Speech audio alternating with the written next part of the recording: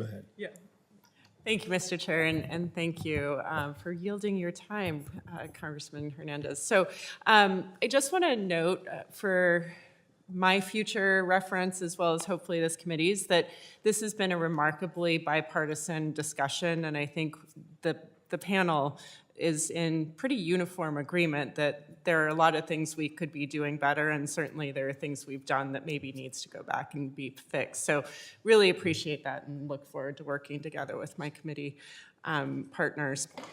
Captain Chapman, thank you for your service and for your expertise. Your perspective on how to collaboratively manage forests across the board has been really helpful, and I'm grateful for your data-driven, experience-proven perspective.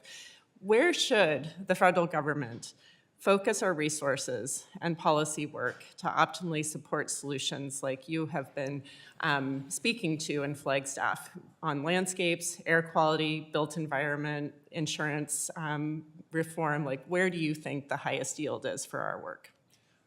Well, I've got 148 ideas. We put it in the commission report. Thank you. Thank you for mentioning that. But, you know, I think for our community in Flagstaff, maintaining our investments and our partnerships with our Forest Service partners is key. We've got a lot more work to do. We're kind of just getting close to having some targets accomplished at a meaningful scale with both our thinning and our burning, and we need to maintain that. We're kind of on that knife's edge. You know, a couple bad years where we don't quite get the support that we need to be able to award the acres that the industry needs to stay steady could be devastating for us. But also looking at our built environment, we've had millions of dollars come in to get us where we are with the natural environment. We do not have that kind of capacity to do the work in the built environment right now. Great. And thank you for mentioning the commission's report, because I also heard one of my colleagues mention that there was uniform support for the Fix Our Forests Act. What I heard is that we brought some of the recommendations in, and so I would guess that there might be some work to do yet on that act, if in your opinion, is that accurate? Correct. The Senate version, I think the count was about 50 of the recommendations, so almost a third of the report were included in the Senate version. Very good, thank you. Mr. Weiner, thank you also for being here and for your perspectives. What are some of the current barriers to getting communities to invest in the kinds of mitigation measures that you've been speaking to? Yeah, from the federal perspective, we've had a couple. One is that communities have needed to have a community wildfire prevention plan in place before they could be eligible for funding from the Community Wildfire Defense Program, a program that, while well-intended, had some serious shortcomings in terms of implementation. The Fix Our Forest Act would remove that requirement. That was a roadblock to Los Angeles being able to use that funding. And there are additional changes to the bill that would, or to that program that would allow them to use it for the built environment and for adoption of technology, like some of the technologies that Chief Muncy and Captain Chapman mentioned earlier. Great, thank you. And Chief Muncy, is someone leading efforts across a large and diverse county, how are you working to scale community-wide mitigation practices, especially in those high-risk WUI areas? It's a part of the ecosystem that's required to protect our communities. Fire safe councils, fire-wise communities, engagement, education, working with the local municipalities. We have, I think, 66 different communities within our jurisdiction, but making sure the rules and regulations are in place that make sense, the enforcement of those are all important in this conversation. Great. And not lastly, since I have extra time, thanks to our chair, Captain Chapman, you served in we've talked about the commission, and it was established, I'll just note for the record, by the IIJA. Some of the commission's proposals for comprehensive wildfire resilience are reflected in the Senate version, as you've spoken to. How essential is it that Congress provide dedicated funding to ensure these programs are not just created on paper, but they are fully operational and impactful?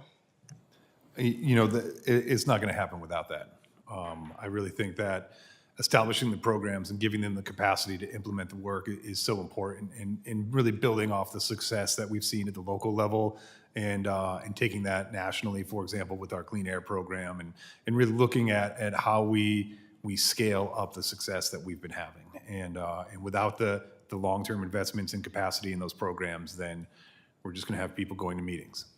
No, I really appreciate that, and I think it's going to be something that this committee will be struggling with, as funds are always in short supply. Also, Captain Chapman, based on your work with the Forest Restoration Initiative, would you agree that NEPA, when properly resourced and implemented, can support landscape scale forest restoration?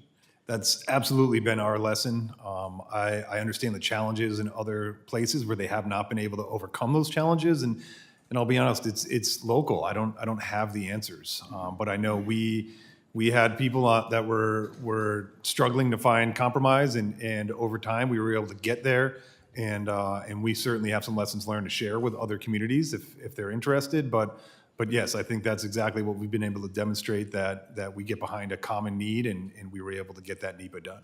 Very good. And Mr. Chair, I'm just assuming I'm going to 7 minutes. Is that correct, to use my time? Okay, thank you. I'm not going to go over that, I promise. Chief Muncy, we've heard that many Redcard positions, such as incident commanders, wildfire agency administrators, and strike team leaders, have been eliminated at the Forest Service. Can you explain what a Redcard position is and why these roles are so critical to national wildfire response and coordination? Yes, Redcard is a demonstration that you have the experience and the education necessary to fulfill a position, whether it's operational, logistical, fiscal, or planning on large-scale incidents. So the Redcard is a national system. As you progress as a firefighter, you're taking classes, you're opening task books, you're going on incidents, you're working with a mentor who's signing off that task book to demonstrate that proficiency. It takes many years for a firefighter to achieve incident commander. There's different levels of incident commanders, type 5, 4, 3, 2, 1 in order. A type 1 incident commander may take you 20 years in your career of dedicated work to be able to receive that certification. Thank you. And Captain Chapman, as a pulmonologist, I was particularly struck by your comments on the Clean Air Program and Flagstaff. Can you share how coordination between state and local actors has been structured to ensure that program's success? Yes, and real quick, just mentioning about the questions about qualifications. The Wildfire Commission called out the time to competency that Chief Muncy just mentioned, that it's concerning to get some of the qualifications that we need to see people have. It's taking us too long. We've got to accelerate that process somehow to get people those skills. We're not in any way saying we want to diminish those qualifications. We just need to help people get there faster. Let me interject on that real quick. There's been a change in the incident command system to what we call CIMSI, or Complex Incident Management System. And this is the U.S. Forest Service, because they don't have qualified people, changing the system to allow people to move up quicker. The second point I want to make, that on incident management teams, when I first started, there was maybe 30% representation from local government, 70% from the federal agencies. That has now flipped. Local government is providing a lot of these positions, including complex incident management, the top layer, because there's been a degradation in these positions. Thank you. The coordination with our Clean Air Program has been great. Working with our county public health department and our Forest Service partners,